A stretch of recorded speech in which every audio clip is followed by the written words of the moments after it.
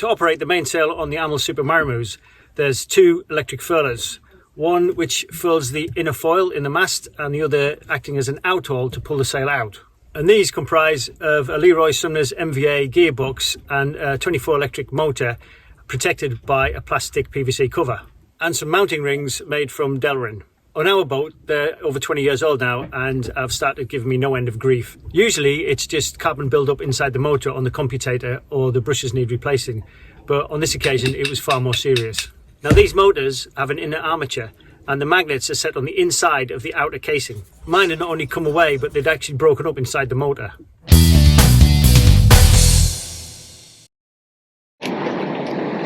So it's not the brushes, so they seem to be fine. I need to open it up and find out. So the end's just held on by these two nuts here. Wow, it's a lot of carbon. Oh my god, what is all that from?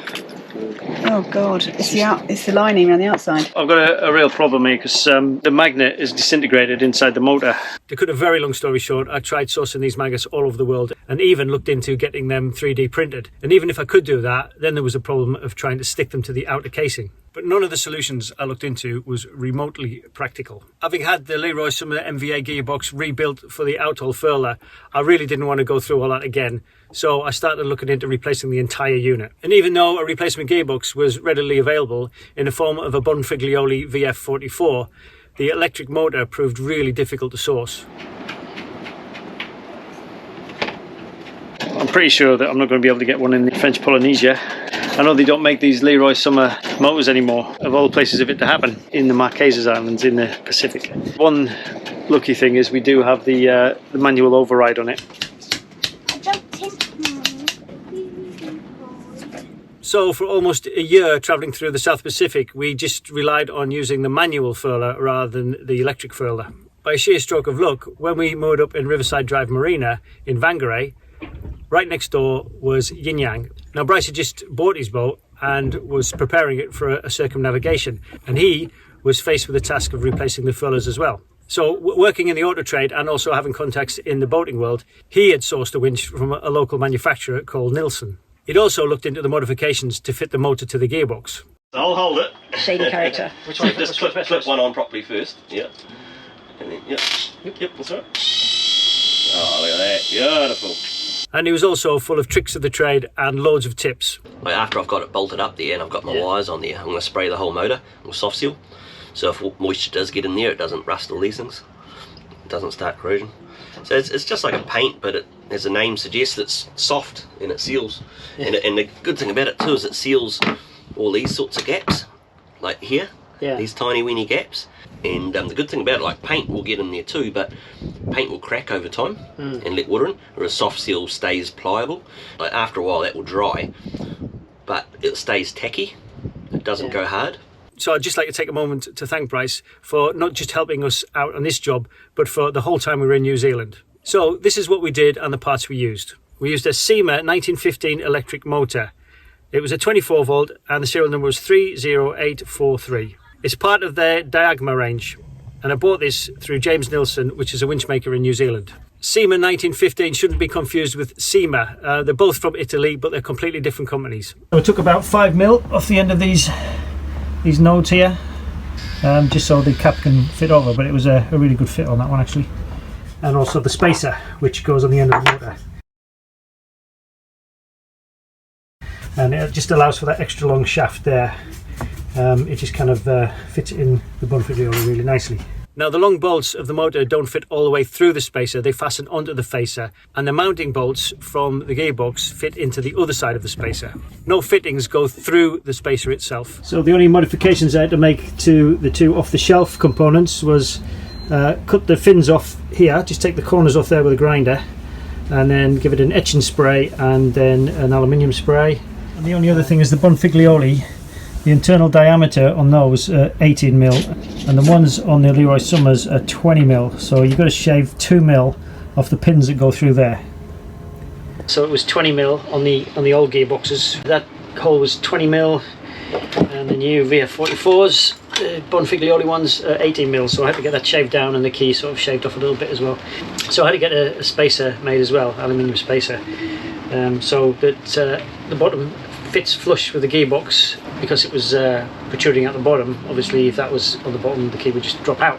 And the Delrin rings had to be redone from scratch to fit the Bonfiglioli VF44 gearboxes. There's cutaways there that we've got to be careful when we put the mounting screws on from the mast, that it doesn't actually interfere with that. So I've just briefly marked where they are.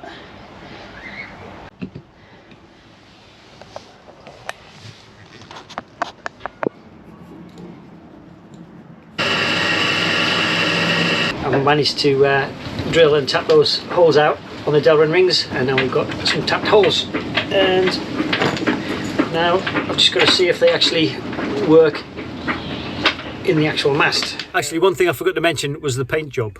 So this is the stuff I'm using. Finishing off with this, which is pretty similar to the Amel colour, Titania lacquer. So all in all, it was a bloody good solution.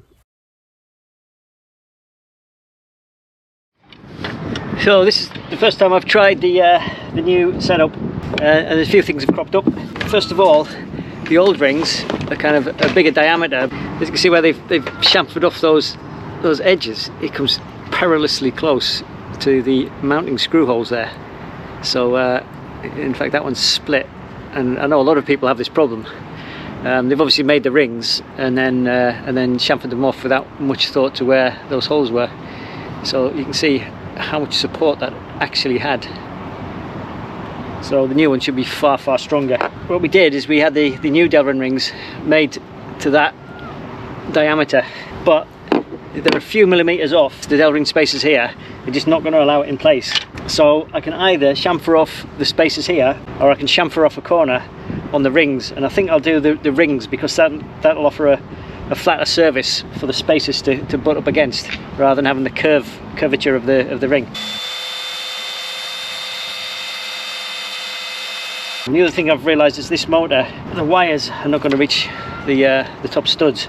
So even though I would have preferred the studs on the top, so if there's any moisture in there, it'll run down and not interfere with the studs. I'm going to have to rotate the motor completely round, that the cable comes up underneath. So a few extra jobs to do before I can actually get it in place, but nothing major. We've got a lot more O-rings and a lot more sort of moisture penetration protection in them. So the whole setup really is a fraction of the cost of an original, and much better. So you might as well just buy a whole new gearbox if it goes wrong, because they're pretty ubiquitous around the world. Both the gearbox and the motor come from Italy. It's been a heck of a find that. So much better, so much cheaper, and so much easier to service.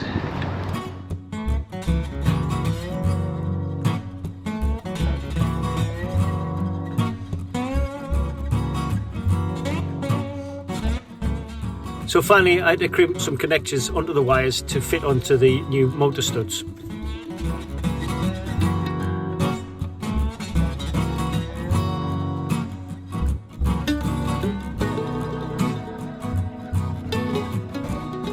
A few little tweaks to the design, but nothing major, and I think we're almost there. This is after God, I can't remember when I started on this job. It must have been over a year ago now, and we've just been using the manual furler all this time, even mid-ocean, so it'll be good to get this reinstated. But it's a familiar story here in New Zealand this summer, as it's raining, so I don't really want to sort of get on deck and do this in the rain.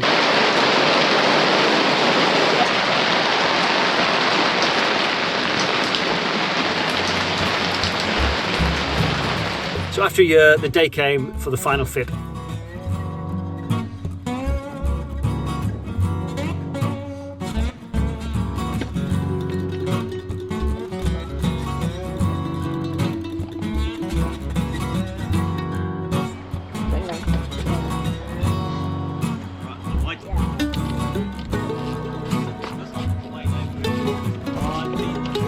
Yeah.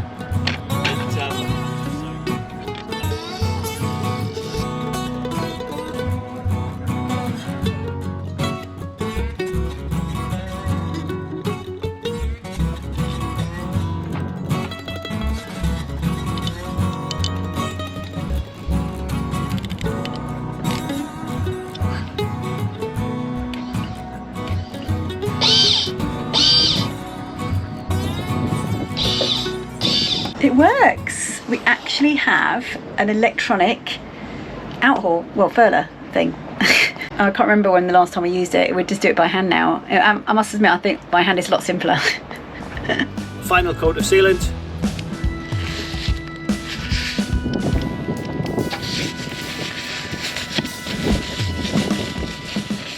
And a clean up of the PVC white cover.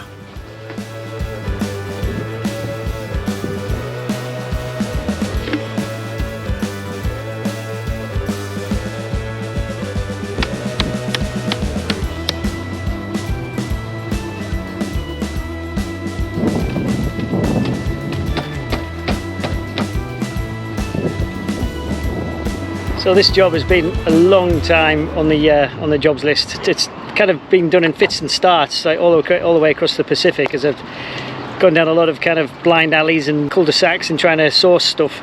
It's just been so lucky that I've been parked up next to Bryce here on Yin Yang. So finally managed to put this job to bed, and I can tick it off the list and move on. And I'm so glad to see the back of this job. It's been worth it in the end though. So I think we've got a really solid solution here, actually better than the original.